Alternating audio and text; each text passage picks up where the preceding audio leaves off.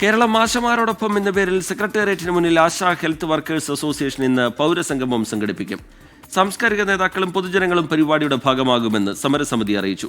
K Sachidanandan, Sara Joseph, M N Karassery, doctor Geevarghese Mar Coorilos അടക്കമുള്ള പ്രമുഖരാണ് പരിപാടിക്ക് ഐക്യദാർഢ്യവുമായി രംഗത്തെത്തിയത്.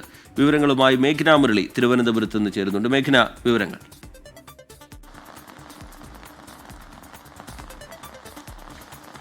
ആദ്യം തന്നെ സമരത്തിന്റെ പരിപാടികളിലേക്കൊക്കെ വരുന്നതിന് മുന്നേ കനത്ത മഴയാണ് തിരുവനന്തപുരം ജില്ലയിൽ. അത് ഇന്ന് കുറച്ച് സമയം മുന്നേ, മണിക്കൂറുകൾക്ക് മുന്നേ തന്നെ മഴ പെയ്യാൻ തുടങ്ങി. ഈ മഴയത്താണ് ഇവർ ഇവിടെ സമരം ചെയ്യുന്നത് എന്ന് തന്നെയാണ് ആദ്യം തന്നെ ഈ രാവിലെ പറയാനുള്ളത് എന്നുള്ളതാണ്. കാരണം ഈ മഴയൊക്കെ നനഞ്ഞുകൊണ്ട് അവർ ഉറക്കമില്ലാതെ ഇങ്ങനെ ഇരിക്കുകയാണ്. കാരണം ഒരു ടർപ്പായി കെട്ടിയിട്ടുണ്ടെങ്കിലും അവർക്ക് ഇവിടെ ഇരിക്കുക, അല്ലെങ്കിൽ സെക്രട്ടേറിയറ്റിന് മുന്നിൽ ഇത്തരത്തിലൊരു സത്യാഗ്രഹം മുന്നോട്ട് കൊണ്ടുപോകുക എന്ന് പറയുന്നത് വളരെ ദുർഘടം തന്നെയാണ്. അത് നമുക്ക് ഈ ദൃശ്യങ്ങളിൽ നിന്ന് തന്നെ കാണാനാവുന്നതുമാണ്. അതിന്റെ ഇടയിലാണ് ഈ 2 മാസം പിന്നിടുന്ന സാഹചര്യത്തിൽ ഒരു പൗരസംഘവുമായി, കേരളം ആശമാരോടൊപ്പം എന്ന പേരിൽ ഒരു പൗരസംഘവുമായി എത്തുന്നത്. അത് ഈ മഴ വെല്ലുവിളിയാകുമോ എന്നുള്ള ആശങ്കകളടക്കം അവർക്കുണ്ട്. പക്ഷേ അവർ പിന്നോട്ടില്ല. കഴിഞ്ഞ 2 മാസമായി അവർ ഇങ്ങനെ പല മഴകളും വെയിലും ഒക്കെ കണ്ടതാണ്. അതുകൊണ്ട് അവർക്ക് വലിയ ഒരു പ്രതീക്ഷയുണ്ട്, ആത്മവിശ്വാസമുണ്ട്. എങ്ങനെയൊക്കെയാണ് ഈ സമരം നടത്തേണ്ടത്, അത് കഴിഞ്ഞ ദിവസങ്ങളിൽ തന്നെ ഈ പൗരസംഘവുമായി ബന്ധപ്പെട്ട് വലിയ ഒരുക്കങ്ങളടക്കം ഇവർ നടത്തിയിട്ടുണ്ടായിരുന്നു. അങ്ങനെ അവർ ഒരുപാട് ആളുകൾ, അതായത് സാധാരണക്കാരായിട്ടുള്ള ജനങ്ങളെ സംഘടിപ്പിച്ചുകൊണ്ട്, കുടുംബങ്ങളെ സംഘടിപ്പിച്ചുകൊണ്ടുള്ള ഒരു പൗര സംഗമത്തിലേക്കാണ് പോകുന്നത്.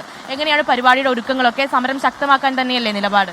അതെ, സമരം ശക്തമായിട്ട് തന്നെ മുന്നോട്ട് പോവുകയാണ്.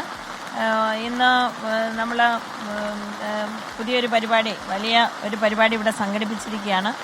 വളരെ പ്രമുഖരായ ആളുകൾ, എഴുത്തുകാരും കലാകാരന്മാരും കലാകാരികളും എല്ലാ മേഖലയിലുമുള്ള വ്യക്തിത്വങ്ങൾ നമ്മളുടെ ഈ സമരത്തെ പിന്തുണച്ചുകൊണ്ട് ഇന്ന് ഇവിടെ എത്തുകയാണ്. പൗരസാഗരം എന്നുള്ള പേരിൽ അവരുടെ തന്നെ മുൻകൈയിലാണ് അത് സംഘടിപ്പിക്കപ്പെടുന്നത്. ചേച്ചി, കനത്ത മഴയാണല്ലോ. കുഴപ്പമില്ല, എന്നാലും നമ്മുടെ ആവശ്യം നേടും വരെ നമ്മളിവിടെ ഇതിൽ നിന്ന് പിന്മാറില്ല. ഇങ്ങനെ തന്നെയാണ്, കനത്ത മഴയാണ്. പക്ഷേ ഈ മഴയിൽ തളരില്ല. അത് കഴിഞ്ഞ 2 മാസമായി ഇവർ പ്രഖ്യാപിച്ച നിലപാട് തന്നെയാണ്.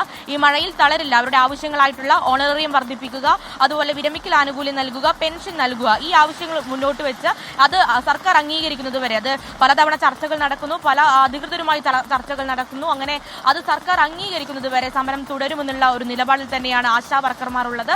അത്തരത്തിൽ ആ ഒരു ഡിമാൻഡുകൾ അംഗീകരിക്കുന്നത് വരെ പല സമര പരിപാടികളുമായും ആശാ വർക്കർമാർ മുന്നോട്ട് പോകും.